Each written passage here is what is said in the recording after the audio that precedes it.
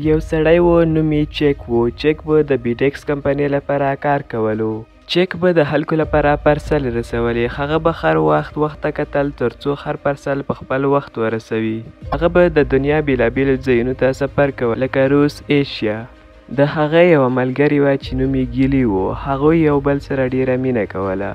خو چک ډیر مصروف و او د هغې سره یې زیات وخت نه تیروه. یوه ورځ د کرسمس په موسم کې چک او ګیلي د یو بل سره ناست وو چې چک ته زنګ راغلو او ورته ویل چې ته به د کار لپاره یو لرې ځای ته لاړ شې. ګیلي ډیره خفه شوه خو چک ویل چې زه به زر بیرته راشم. ګیلي چک ته یوه ډالۍ ورکړه چې د هغې تصویر پکې و. چک هم هغې ته یوه ډالۍ ورکړه او لاړ. چک په یو پیډکس جهاز کې هماغه ځای ته روان و خو د لارې په منځ کې جهاز د یو سخت طوفان له امله خراب شو او بیا پکې چاودنه وشوه. جهاز په یو سمندر کې پریوت او چک په یو کوچنۍ کشتۍ کې ژوندی پاتې شو. چک څپو یو کوچنۍ جزیرې ته یوړو چې کله د چک سترګې وغړېدلې ډیر زیات وویریدلو او چیغې یې ووهلې مرسته وکړئ. خو هلته هیڅوک هم نه و، یوازې ونې، شګه او سمندر و. چک نه پوهېدو چې څه وکړي. هغه ډیر وږی او تږی و. هغه د ناریل ونو نه اوبه او میوه واخیسته خو دا کافي نه وه. چک ولیدل چې ځینې د پیډکس پرسلې د سمندر غاړې ته راغلي. چک دغه پرسلې خلاصې کړې چې ګوري پکې څه دي. په یو پرسل کې فوټبال و. چک په دغه پرسل باندې خپل وینې شوی لاس ولګاوه او داسې جوړ کړو لکه د یو انسان مخ چې وي او خبرې به یې ورسره کولې لکه د هغه ملګری چې وي. دا د هغه لپاره ډیر مهم و ځکه غوښتل یې د یو چا سره خبرې وکړي. چک غوښتل چې اور بل کړي. هغه په لرګو باندې ډیر کوشش وکړو خو بالاخره اور یې بل کړو.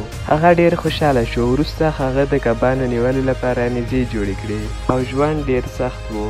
چک په د ګیلي په اړه ډیر فکر کولو. هغه به د هغې تصویر ته کتل او ویل به زه به یوه ورځ بیرته کور ته لاړ شم. وخت په تېرېدو سره چک په جزیره کې 4 کاله تیر کړل. هغه ډیر ضعیف او کمزوری شوی و. د هغه ویښتان او ږیره لویه شوې وه. هغه نور د پخواني چک په شان نه و چې په کمپنۍ کې به یې کار کولو. غوښتل چې ژوندی پاتې شي او هیڅکله یې امید له لاسه ورنه کړو. هغه یو پرسل نه و خلاص کړی.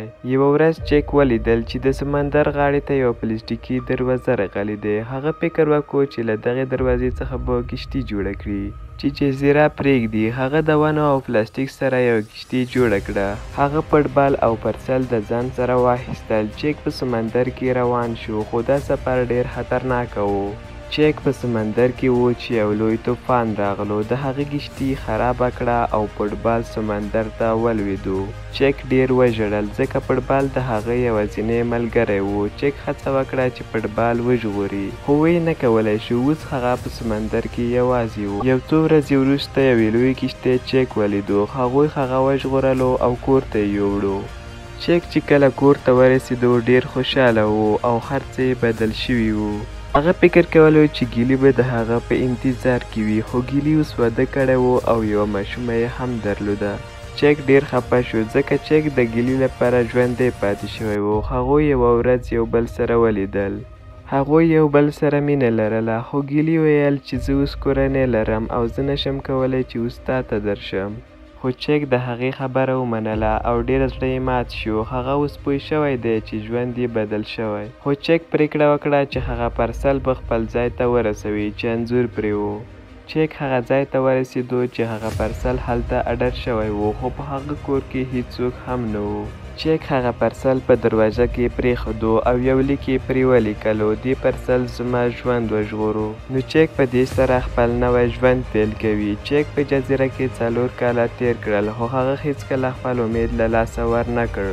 او په دې سره زموږ کیسه په همدې ځای پای ته رسیږي.